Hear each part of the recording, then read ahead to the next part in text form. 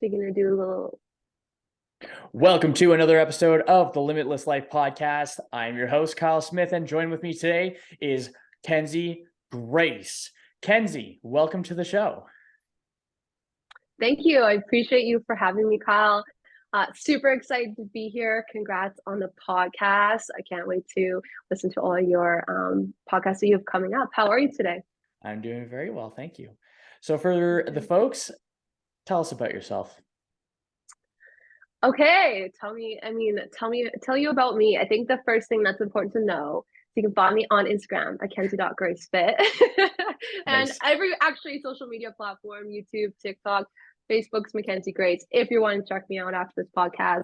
But a little bit about me on the business professional side of things is I am a online fitness coach. I help women lose 5 to 15 pounds, regain their confidence, get their energy back without restriction. That's the biggest thing that I want to note here is I really pride myself on and our program on fitness fitting into your life. A lot of women come into the program feeling really restricted, low calorie diets, not being able to enjoy their food, and spending hours in the gym. And the biggest thing for me over my 7 years of my fitness journey and what got me into fitness was that it was such a relief and it wasn't such a restriction. And I was able to do a lot of things, enjoy a lot of things that I did enjoy without feeling like I couldn't do both. I didn't have to be super strict, but I didn't have to be totally like out of whack. So that's my program. That's a little bit about me professionally, outside of the professional side of things, outside of being an online fitness coach and coaching women. I really love to travel. I just got back from 3 months of traveling with my boyfriend. Escaped the winter here in Canada, which I come back to a minus 15. And I'm like, wow, I don't like winter. That I have confirmed this year being away from the winter. I'm definitely have a goal set to not be in Canadian winters anymore. So that's a little bit about me. I mean, who doesn't love to travel? And I'm just so grateful to have been able to go for the last 3 months. Yeah, that's pretty sweet. So what got you into coaching? What got you into where did you start this journey? Yeah, so as I kind of touched on, I started like 7 years ago on my own fitness journey. I was a little heavier set, like nothing too crazy. But when I was younger, I came out of a lot of just like stressful situations at home. I actually left home at 15 and did a little couch surfing before I ended up here in Edmonton, Alberta, with my aunt who gave me a place, which was really great. And then I went on to graduate and do those things. But coming out of high school, I just felt really unhappy with my body, or just the tail end. It was like right around when I was grad dress shopping. And then you're trying on dresses, you start, looking at yourself and feeling sort of ways. So that was right when I started, is just really kind of cleaning up my diet. I didn't know what I was doing. I went to the Good Life and got a gym membership because that's what my friends were doing. So that's what I went and did. And it kind of started there because I came off of being like super active in sports, to just being in a totally different position where I was now graduated. I wasn't playing sports anymore and felt like I'd put on a little bit of weight. So first few years were just kind of figuring it all out and enjoying, the process of that. I really did fall in love with working out, as cliche as it is to say. I did fall in love with the journey because it became such a natural transition from sports over to working out. It was just something I did consistently. And because I became so consistent in it, I reaped amazing benefits. I lost 40 pounds and was incredibly happy with my body. I was like, damn. And I didn't even know what a macro was at this time yet. So I just started focusing on a little bit more on my portion sizes, not always going for a second plate, and filling up on veggies and having some protein. And so it's just a really nice gradual progression. And then I was actually trying to figure out what I wanted to do with my life, as we all do in our young 20s and are right out of school. And I was never one of those people that was like, this is what I want to do. I'm going right out of school. I'm going into this. Before I actually became an online fitness coach, I wanted to be a psych nurse. And really happy I actually didn't go down that direction because I don't think that was my calling. I just was very interested in the psychology of people, and I still am, which is something I think that's fun with the coaching aspect because you see a lot of that as well. But just with that all being said, it's pre-COVID, was getting certified. I figured out that let's try training, because I was actually helping out a few friends already and had a couple trainers at a few gyms asking me like, are you training, or like, what's your deal? And I thought, let's just try it. Let's go get certified. And I did. And then the whole world shut down. So I actually ended up going online, and it was perfect timing because we were shut down, and that's all I had to focus on, all I had to do. And I've been building my business and my brand and everything since. So yeah. That's pretty awesome. If you were to go back in time, if you were to like have a very like supportive but stern talk with your younger self, where do you think, what would be like the one or two tips that you would just be like, okay, I know that you're stubborn right now. Like for myself, I look back and I'm like, stop being so stubborn. You have to listen, and Yeah. you have to get your head out of your ass, because it's so far up there, it's looking out your mouth. That was my Mm, internal dialogue if I could go back in time. okay. So just advice for my younger self, essentially, Mhm. like in general. Oh, so I feel like mine would be way different, because just coming out of a little bit of a rougher childhood when I was younger, Mhm. I felt like the advice that I would have needed to hear was like, things get better. Like if I was talking actually to Jeff just after we came home from our trip, and I was like, man, if I talked to myself when I was 15 years old and I just told her I got back from 3 months of traveling, I run a six-figure business, and I'm living with the love of my life, and we're having big plans this year, I'm like, I would shit myself. So I think like the biggest advice I would give her, just like from my personal experience, would be like, things get better. And like, it can be really tough. We go through those rough patches and we feel like there's no light at the end of the tunnel, but like there always is. So just kind of keep your chin up. And yeah, that's the advice I would give, because I felt like I was very open and susceptible to people's advice. Like I just was Mhm. like, I knew that life had to be better than the life I'd been living previously. So anything anyone was willing to tell me, I was like, like, give me something. So I think that's the advice I would give, like going back. That's pretty cool. So were you Yeah. you were pretty much you were fairly independent for most of your life then? Definitely. Yeah. I have two siblings. My older Mhm. brother is special needs, not was, is. So I was the second and naturally became the oldest, because my oldest was special needs, and that's just kind of the fall of things. So it became kind of the oldest personality wise of two younger brothers. I feel like they're my younger brothers, even though my older brother is technically older.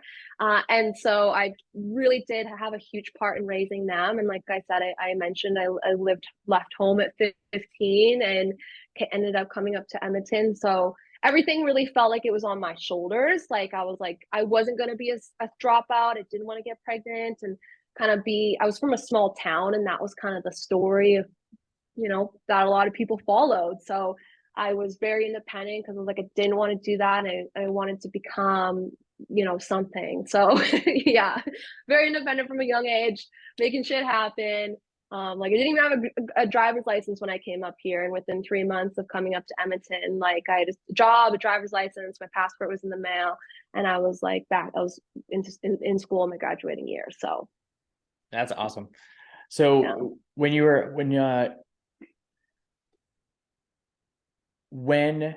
really found yourself in the gym, was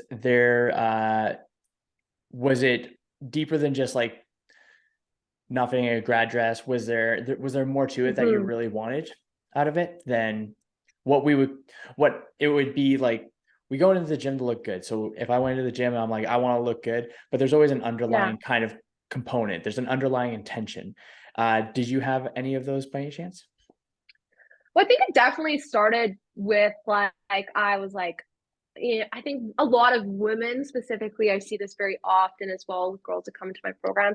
We do start with a little bit of like, I don't want to say hatred for yourself, like that might not be the right word, but with a little bit of like, you're at the point where you're like, I need to fucking change. So definitely would say it started off with a little bit of that, like, yeah, I just want to look better. I just want to lose a little bit of weight. But very quickly over time, over that like short period of time, it became a lot more than that. I started to feel really at home at the gym. It was a place that I went to after work when I had a shitty fucking day and I was stressed out. Like it very much became like that place that I could go that I always felt good after. And I always like was able to go in there, turn my music on and kind of release whatever had gone on the day. So initially those first few months was very like, I just want to look good. And then it became and is now definitely that like definitely something I need on a regular basis because of how it makes you feel. Nice. How do you pivot I ask a lot of questions, obviously, but how do you pivot so the clients come in, they understand that they want change. They don't know how to change, but they're resistant to it, right? They're a little bit like unsure.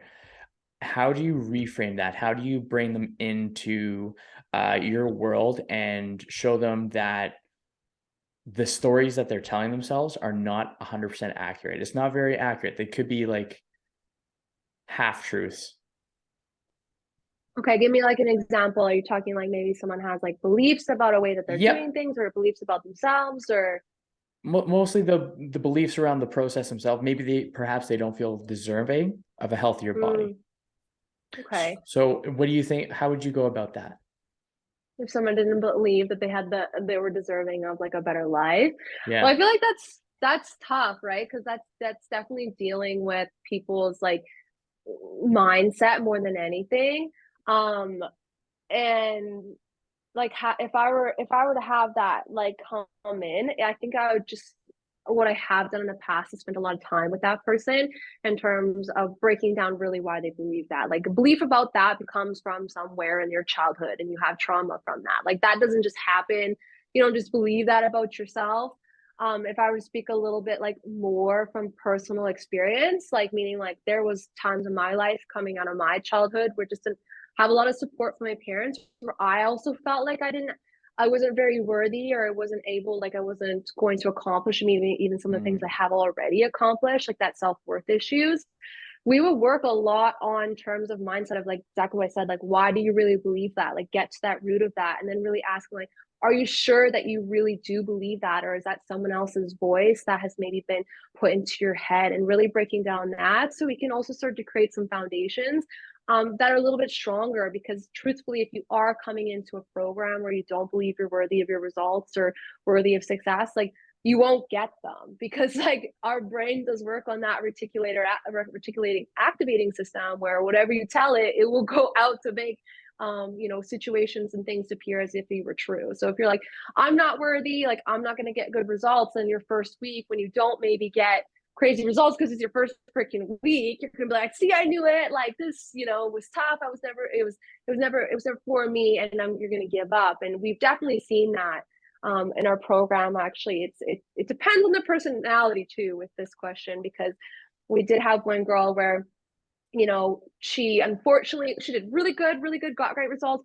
Unfortunately, went to the doctor in the middle of the day and they weighed you, and so the scale was 5 pounds up, and she totally freaked out and actually left the program. She messaged me. She said, "I can't do this. This is too hard. I'm right back up to where I was. Yada yada yada. I'm out," and totally ghosted me. So with someone like that, it's really tough when you're not reachable. Like you have to be susceptible. Maybe you don't believe you're worth it, but you do have to be susceptible to like figuring out why that's true and how to shift that belief. Because with someone that has a wall up that large, there was nothing you could really do, you know. And it was an unfortunate situation because had we been able to talk, we would have talked about how weighing yourself in the middle of the day is not the right move. And yeah, so does that answer your question? Does that make sense? Yeah, It that was a was little good. long-winded. Yeah. I'll actually piggyback off that one too. So, because the scale is a thing that is always coming up, right? And Yeah, I always talk to my clients about how the scale doesn't have any morality to it. It is neither good nor bad. You're totally. just telling it Yeah. what you want it to think. And so, Yeah, absolutely. That's good. yeah, and it's interesting because it's so simple to work ourselves up. And I find where if we just stand on a scale, and the scale is like the most popular thing, but if we stand on the Yeah. scale, it's just a metric, it's just a data point to Yep. Yep. understand the day before or the week on an average. Yeah. And the thing that's really like thing that's really tough that I've experienced is when the client's crushing it and doing well, but they see the scale and then it may not be moving as quick, or it may have gone up, or in the same case as your lady, it may have gone up because it was in the middle of the day which Yeah. brutal, which Yeah, totally. so brutal. But Yeah. and so I think it's really important to really emphasize like, hey, the scale is not the most important thing, because the scale weight and your body weight and your muscle weight and your water weight, and there's so And many components. Yeah, yeah. exactly. It's Yeah. like, and your stress levels, it all like plays a role in the weight itself. And so that's something I really reference, and I'm like, the scale does not give a shit, and it's just a number. Don't And put so I more want to pause you importance on there. there.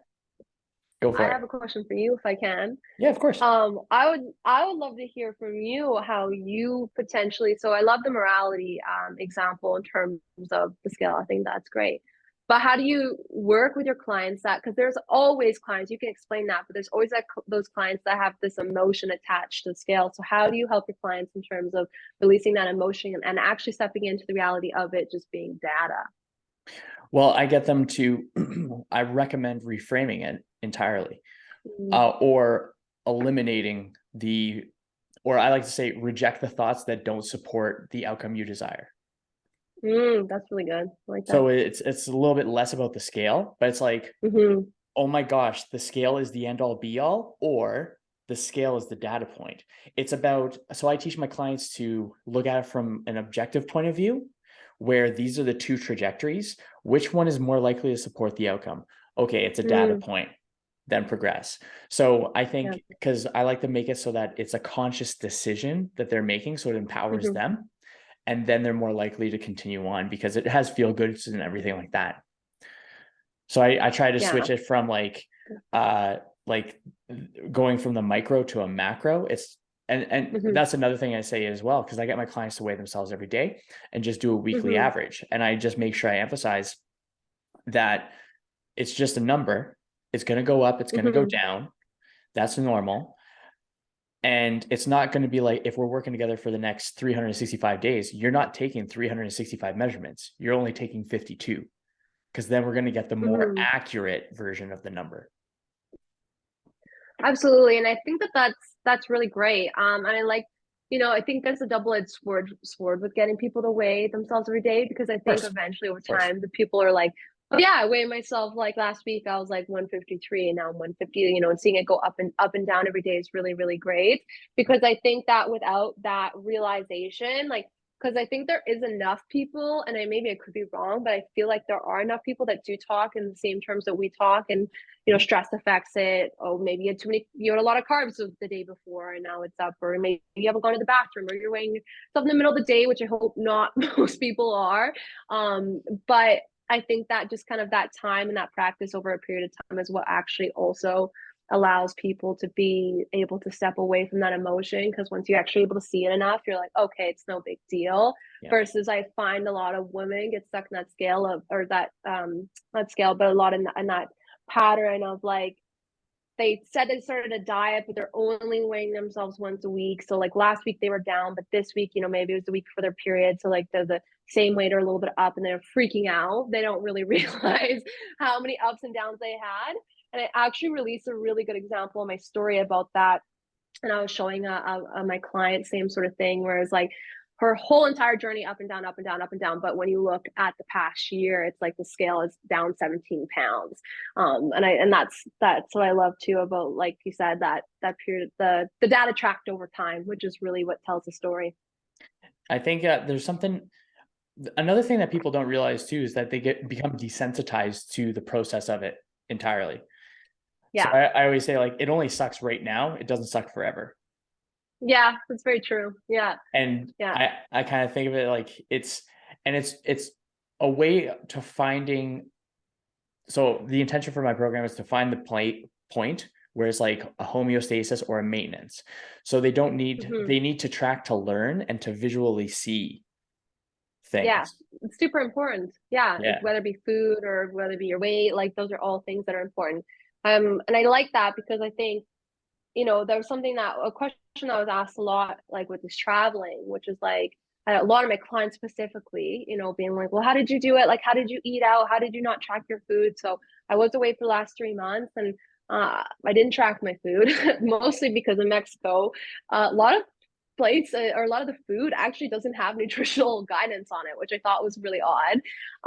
And then also too, the food is so different and you're eating out a lot. And I think that's something important to know is exactly what you said. I was like, well, number one, I have been tracking for, the better part of 4 to 5 years. Yeah. So I have a lot of that like information in just terms of portions and in terms of, I think, to not only portions, but learning to listen to your body. I think your body is a really good indicator of how much you do and need and do not need. And that a lot of this diet culture has messed us up in terms of how like we don't listen to our body. We lose hunger cues or we Oh. give into those hunger cues. We emotionally there's so much I'll there.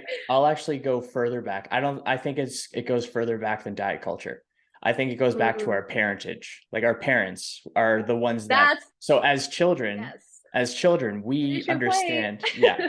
exactly. So as children, we Yeah. know, like I've heard so many times where kids are like, I'm full, I don't want to eat anymore. Well, you better Full. eat. You're not going to grow up to be big and strong. So Yeah, totally. we teach young kids to not listen to their hunger. You're so right. Yeah. So it's Yeah. not, Or I don't even think it would be diet culture. I don't think it's just that. societally. It's just our parents learning from Touche. our parents and not learning It's anything so new. true. Yeah. Yeah, no, that's so true. We could go down such a rabbit hole on that. And I 100% agree and think totally bypass that because yeah, you're not going to be big and strong or also it's rude to not finish your plate or like that's often Mm, guilt I hear from women too. It's like whether you're at a restaurant or where you're at your friends, it's like, yeah, it's rude not to finish your plate. It's rude not to go for seconds or it's rude not to take what you're offered. I think it goes as further than food too when you think about like making your children give hugs and kisses to people in the family that they don't want to or they feel uncomfortable to or we could go down that whole yeah, thing as well. But yeah, it's a really really good point there and I like that you touched on that. thank you. Kendra actually blew my, well, we were out for a date night and she blew my mind with this one. And it was, and had to really think back, but when we're born, we start as a clean slate. We are within Mm-hmm. moments of birth, we learn how to breathe. We learn how to Mm-hmm. drink. We learn how to consume everything. So this is something I tell my clients as well is the good thing about knowing how far back we've learned things, it means that it's possible to learn something new. Mm-hmm. Don't need to keep on continuing the same behaviors over and over and over again, hoping for a different result when we can just learn the new behaviors. So I think it's Yeah, because I find as we age, and unless we have like the thought of, okay, I'm going to be pretty open-minded rather than closed-minded. close-minded. Yeah, The closed-minded peeps will shut down the input, so their antennas are down. There's no input, which means no new output. It's just yeah, recycling the same just information. habit. Mhm. Yeah. And I think when peeps like open up their mind, they're ready and willing to change, because that's the only factor that I found with myself and for my clients as well, is whether or not they actually want to change. If they're resistant to the change, Yeah. or the kind of visual is like if a client is shaking the doorknob Yeah. trying to make it work, but they're not twisting the doorknob and pulling. Yeah. They're shaking it though. Yeah. They're not twisting and Yeah. pulling. Yeah, So which is the change. yeah. So I think it's pretty interesting. How have you seen what do you think has been one of the biggest perspective shifts working with you? What's been a perspective shift that one of your clients has taken that's been shifted, that's been like, wow, like you were very impressed by it? In terms of just like their journey. Yeah, I guess like the overall, like when they came in, they were just like the underdog. So the one that's like, oh, this person is really wanting to change. They struggled at first, but then they just turned it around. It's like, holy shit. Um, well, there's a couple. It's interesting that you asked that because it kind of depends on the story. Like, I feel like, I could talk about a couple different ones for a couple different reasons in just terms of like, of because I think everyone has their own story and their own journey. Like, one client that comes to mind in particular is, um, she came to me about 7 or 8 months out of her wedding. And I think that this is a good one to share because for women specifically, we have weddings, and I mean men do too, but I mean like the pressure to look and feel, and especially for the pressure they have on themselves. But then you got the photos and all the money that's invested. A lot of times it can feel like an expense to invest in yourself to feel that best. Like we'll do the hair, we'll do the nails, we'll do the makeup, but like investing into a coach or like kind of getting the answers maybe is so like why you don't have the body that you want to have. It feels like an expense that's like not reasonable. So like I like her story because she kind of came to that realization right before joining with me that it's like I do invest in my hair, I do invest in my nails, I do buy these clothes, and this only ever gives me temporary happiness. Like I'll buy the $50 PDF program, but then I'm left at the gym and I have no one to ask if I don't have this equipment. Like I don't have this support, I don't have the accountability to be like, is this working for me? And so it was like that mindset shift for her that I really like, because it was like she came from a place of like she thought she couldn't eat Oreos. She thought if she had a coach that they would restrict her from this food and that she would have to do burpees for every extra, or like that sort of. And then like I said, coming to me 7 to 8 months out of her wedding, it was like flipping the switch of like I'm worth the investment on this, so I can show up to my wedding day feeling the best I've ever felt, and like I can find a coach and find that balance between enjoying the foods that I do want to enjoy and incorporating foods that I do need to. So I really like that, because I think that mindset shift of realizing, especially for women, and I put the heart on this because of how much money, as a high maintenance woman, I will be honest, I could never live in Mexico because I'm too bougie. I couldn't find my skincare. My injectionist isn't there. Like it just doesn't work for me. I love Mexico. I'm going back, don't get me wrong, but as a high maintenance woman, it's like we spend so much money on this like outer appearance. It's like I think it's so important to flip the switch and realize that like your gut health, your hormones, your weight, whatever you want it to be, or even where you're happiest regardless of the weight, is also something that you should really consider as a necessary expense, if you want to use the word expense, or necessary investment, because you're going to be able to get your hair done, you're going to be able to get your nails done, but those things aren't going to make you feel as good as making decisions that make you feel good about your body do in the long run, because those are just temporary patches. So that's a really good one to share I because like that it. mindset switch. Yeah. Yeah. And then another, I think, really good one is one of my longest term clients. She came to me when I first started my business. And so she's seen so much growth of the business, which is super exciting, but she has a little bit of, I believe, a learning disability. It's nothing that's ever hindered her, but just like, I've seen her come from over 200 pounds and like trying kind of the, what are those like DVD videos, like with, like Jenny Craig, like that sorts of stuff, to like totally turning it around with the program and having 100% freedom in her food, like just realizing that it just really takes these simple steps. She's really overcomplicating it, working in McDonald's and going from a crew member to in McDonald's to a manager, like just seeing her totally turn around her whole perspective and losing over 40 pounds doing it. And I just think she has a beautiful story because she's kind of overcome a lot of those other personal things that I probably shouldn't go into into depth, that I don't think a lot of people maybe see just from like, oh, she lost 40 pounds, like 10 inches and stuff like that. So yeah.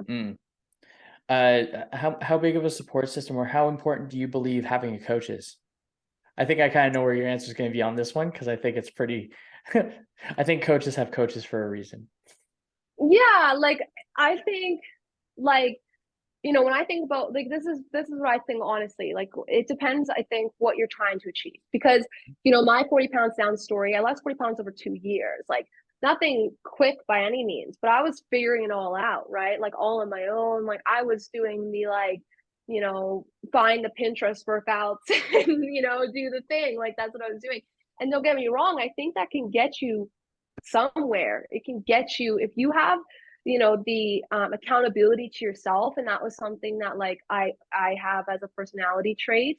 So like that worked out for me for that period of time. Like that's why I was able to get 40 pounds down.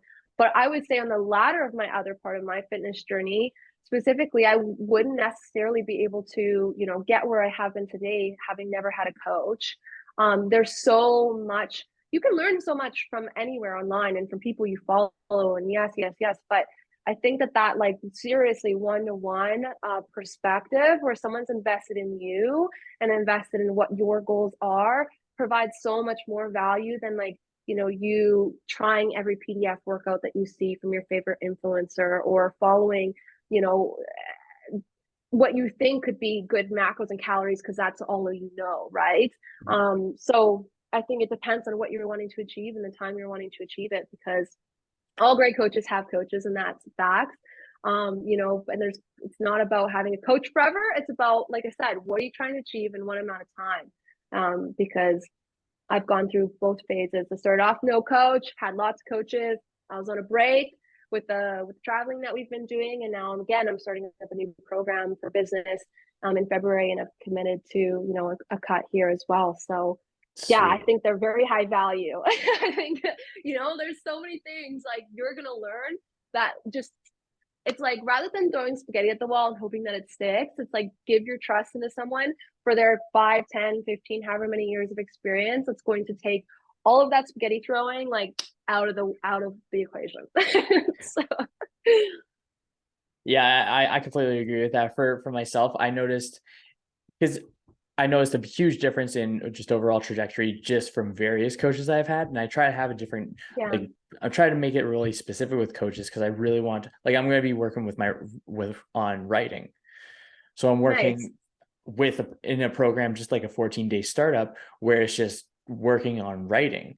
And that's just a skill Nice. that I want to develop. And I think by being able, although I know that I am resourceful enough to learn it on my own, uh, I could tell the difference between the speed of implementing by myself and doing all the research, which I totally don't mind. Like I enjoy putting in Yeah, the and some time people onto totally YouTube, do. Yeah, yeah, but having the coach is completely different because it's just so much quicker. And I think yeah, something I think is cool is like try to find a coach that's already accomplished the things that I want to accomplish and then learn from that exactly. person. And I Yeah. think at least from a mental kind of component, whatever someone else has accomplished, anyone else can accomplish as well from a mental aspect. 100%. Yeah, that's 100% true. I think that is super, like, you can't really argue with that at all, because if you look at anyone that's ever been successful, I think that the biggest difference between maybe where you are and where you want to be is just time and consistency and doing, like, even when we were at the event in December, it's like that was kind of the biggest message I took across from all the speakers was everyone just kept trying things and doing things, and eventually, 10, 20 years is like it all works out. You can Yeah, put your head to the grind long enough and something's going to come out of it. But totally, yeah, there's a lot of guesswork that's taken out of it. And it's like, coaches specifically, it's like I don't know why people get shy around investing into that. Like there's obvious things, like obviously to make sure you're not getting scammed, and yes, you're investing to someone of actually where you want to be, because I was a part of a program at one point where I didn't know at the time, so it is what it is. But there, in, in that term of that program, I realized eventually that the people that I was learning from, I was like, I don't want to be like any of you, So now, even though this program did help me for that period of time, at this moment in time now going forward, it's like I don't feel like I'm going to continue to learn, because it's where any of you are, and multiple coaches in that program. I don't want to emulate or be like any of you, lifestyle, business, personal, anything. Um, but what I'm going on to finish that thought, and being scared of investing in coaches, is like, we invest in school, we'll spend 40, 50, $70,000 to go to U of A and come out of that with debt and an education that doesn't really mean as much as what it used to mean. I'm going to tread lightly on those words. um, that used to be the thing, right? Gotta go get a university education. You're not going to get hired if you don't. Well, I know more friends with a university education that are sitting around doing the same job that they've been doing all through university because they can't get a job in their field. So we're willing to invest to go to school. So like, what's the difference? Like, it's just more of a one-to-one or maybe a group aspect with someone that's a coach online, whether it be a mentor or a fitness coach or whatever. totally. I think it's well, I think it's because going with the idea between investing in a coach and investing in school, or just donating Mhm. money. I don't know. It could be one of the two. Could be investing. It Yeah. could be just donations. Because I have a very similar perspective as well, and I find that because it's only the narrative that we just believe in, that going to school is just a better investment, so it's okay to spend Mhm. stupid amounts of money.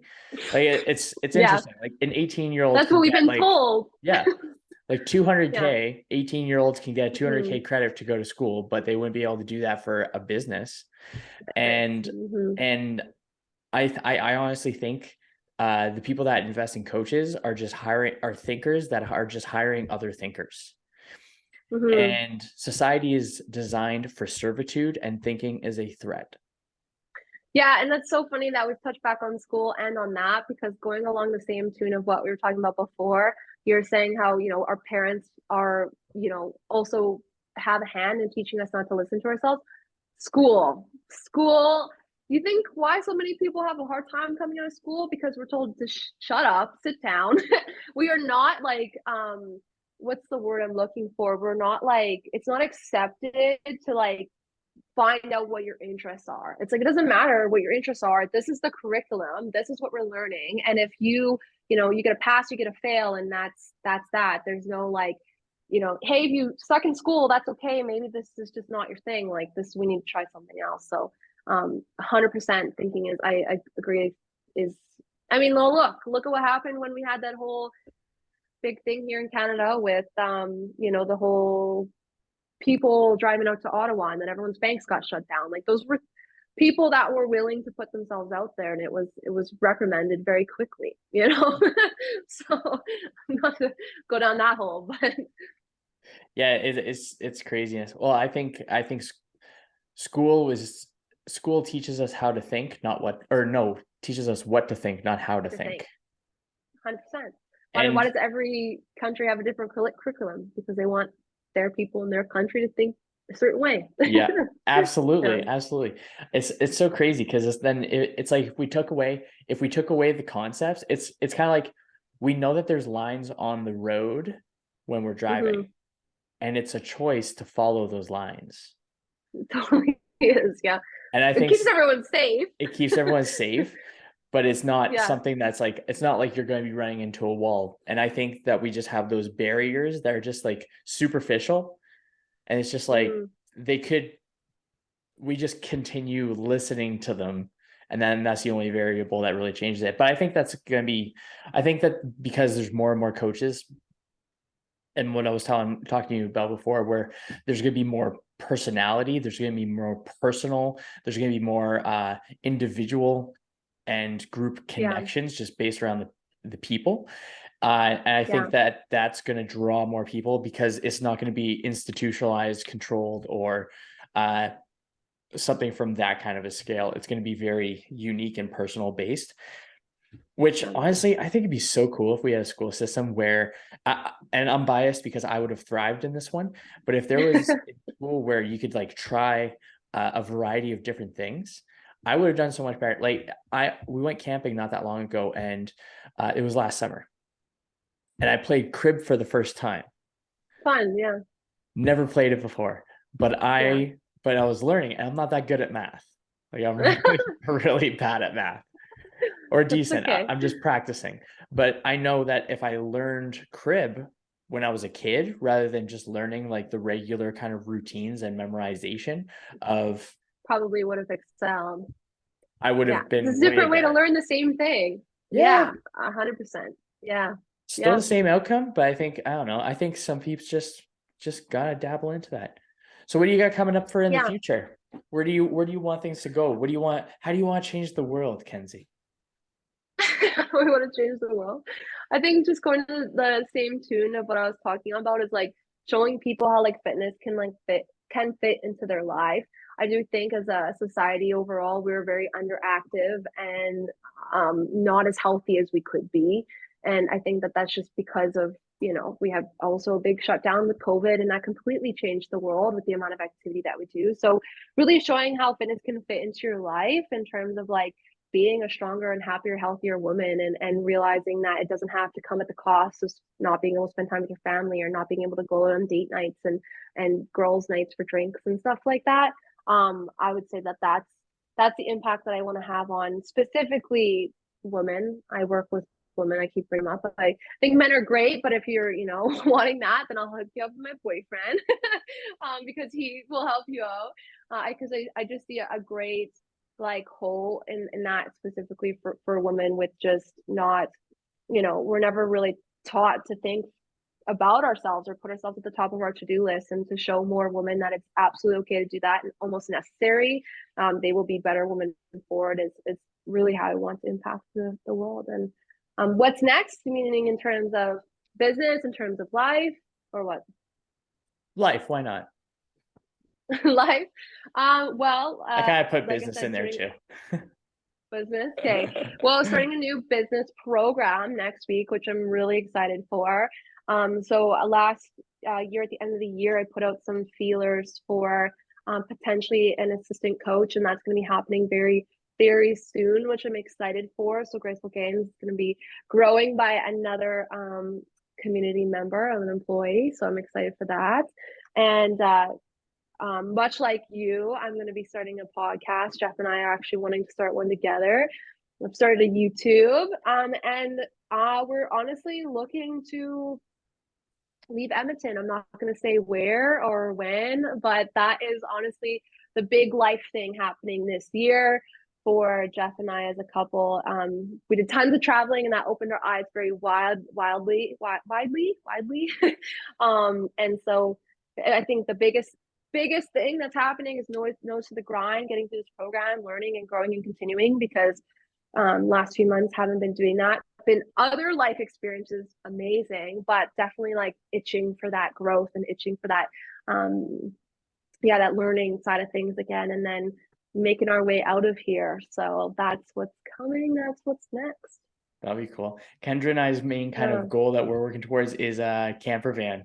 We want to do camper van because we want to bring the animals with us. The animals, yeah, and you're gonna go to travel. Yeah. So everything's online. So we'll just we'll just get a freaking sweet camper van and just go wherever. Love that. I've seen lots of videos of that. I mentioned to you, I'm bougie. I'm high maintenance. I know that Jeff is too. So I know that neither of us, we could do that I'd love that for you. I think that's going to be really amazing. You guys definitely have a little bit more personalities for that. I think just compared to Jeff and I, where we're very we're big people too. In a camper van, I would get this 1,000 square foot apartment is not big enough for us. So I think being in a 500 square foot van, we would be at each other.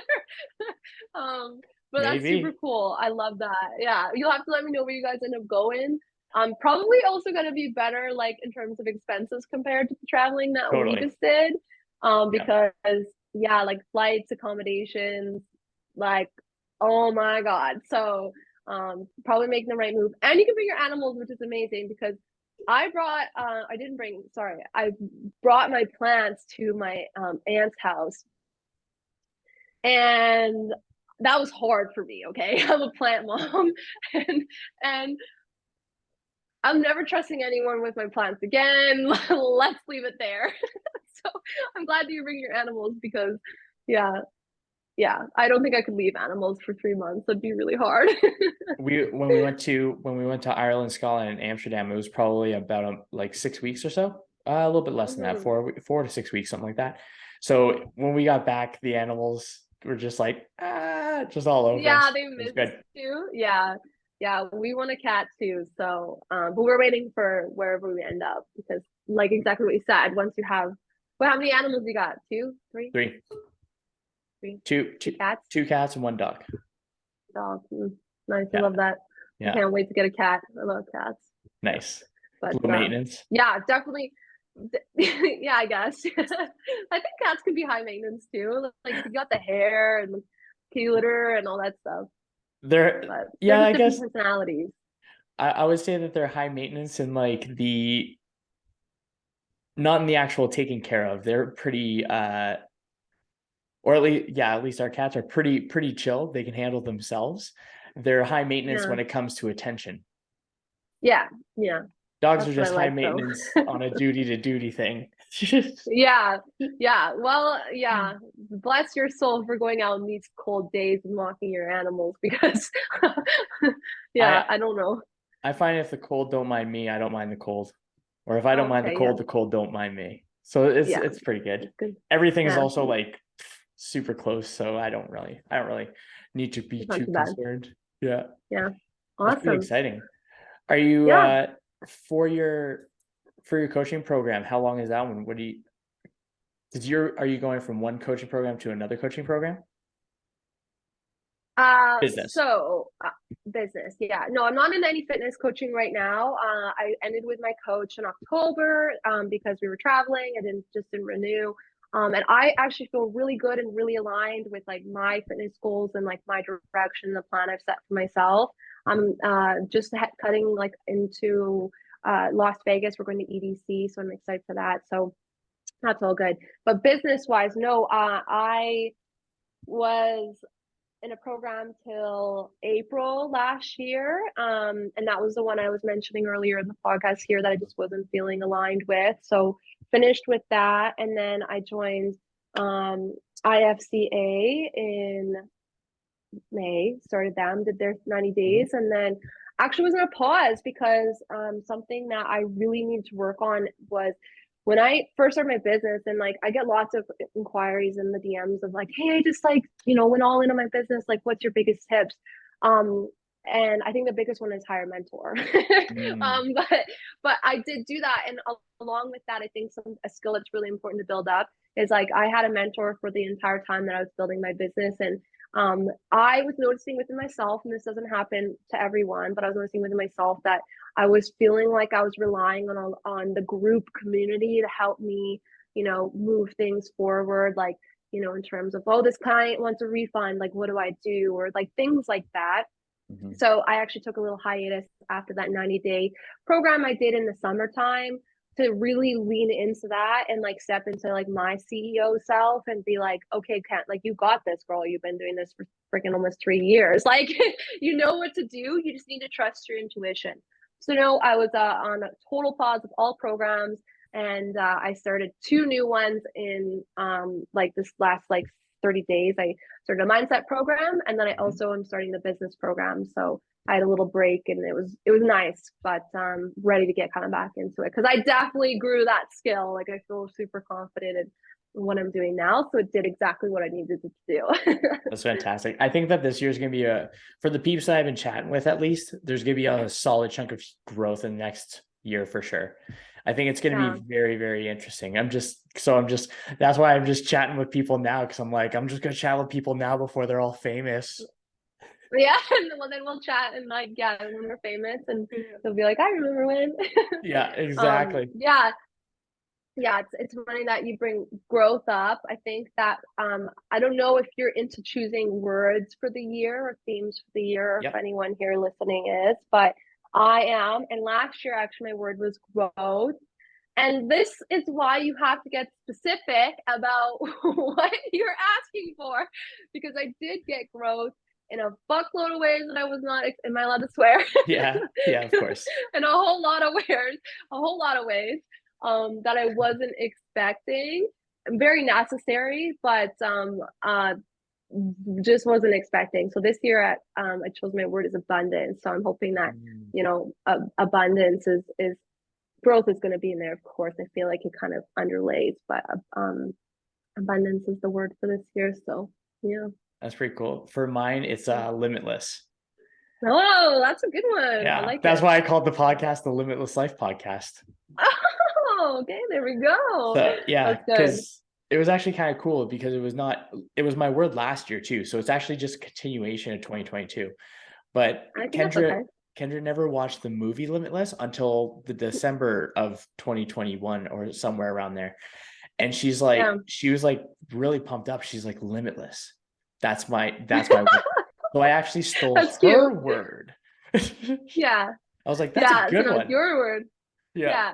That's really good. I feel like that has similarities to abundance because of just I mean, maybe in the ways that I'm using abundance, like I'm just looking for abundance in everything in terms of wealth, health, relationships and self-worth, like everything, right? And I feel like limitless, like that's great too, and what you can accomplish and wealth and health and all those things, Yeah. similar things too. So it's super cool. Is her word limitless this year as well then? Yeah, you guys kept I the same or think change so. it? I think it is Yeah, too. Yeah. yeah. I love that. I Power think couple. right.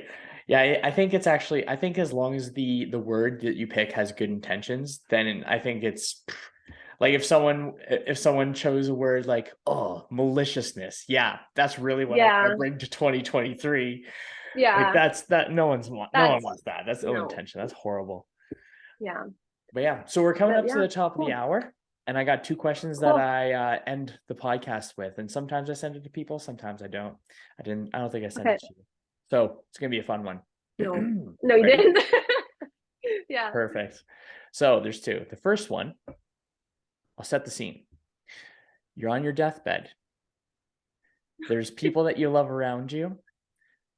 Okay. None of your content exists. This podcast does not exist.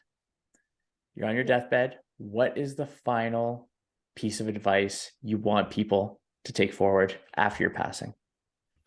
Oh my God, that's good. You're not gonna give me any time to think about that. I think that oh my God, without thinking about it too much, it's kind of like get out of your own way. I think that is like a big thing that I've seen in myself, I've seen in my boyfriend, I've seen a lot of people. It's like we put these speaking of limitless, limitations upon ourselves.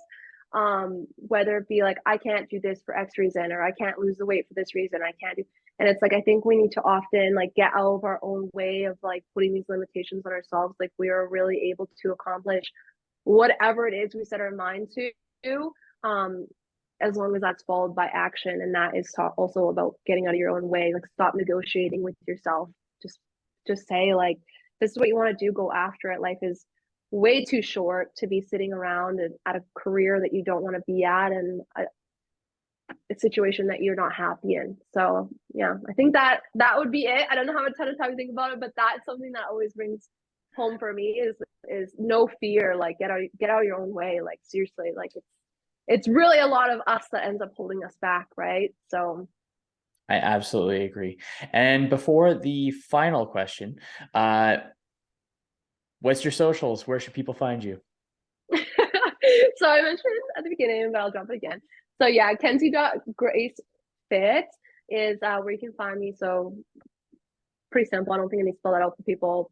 Anywhere you want to find me, YouTube. I'm on YouTube. So I'm on YouTube. That was my goal. And then there was like I told you earlier. And then YouTube, Instagram, Facebook, Mackenzie Grace. I don't do Twitter. I don't know. People still do Twitter. But that's where you can find me. Cool. That's Mhm. fantastic. And Yeah. for the final question, Mhm. how would you define living a limitless life? Oh,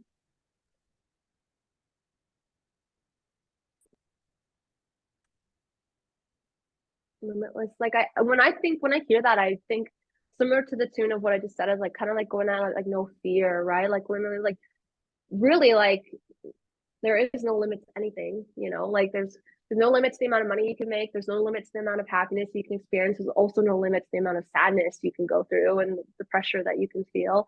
Like, how would you live a limitless life? Like, I don't know, like maybe never stop half-assing shit. Like go limitless is just going all in and doing it, like just going for it. Like, for a good example, I feel like is our 3 months travels at the beginning of 2022 was like, let's go on a 4-day vacation and get away from our phones for our anniversary. And 4 days turned into 3 months. That's pretty limitless. I I don't know. completely agree. That is awesome. Well, Yeah. So thank you very much, Kenzie. For those of you listening, if it's on podcasting, if it's on Apple, if it's on Spotify, be sure to like, subscribe, 5-star review, leave your favorite takeaway in the oh, definitely. comments. On YouTube, be sure to also subscribe, turn on notifications so that you get an update anytime I post these videos, and leave your comment once again below. And if you share it out to a friend, thank you very much. And ultimately share it out to your stories so that other people can get access to this. And Yep. I hope your day treats you as good as you look.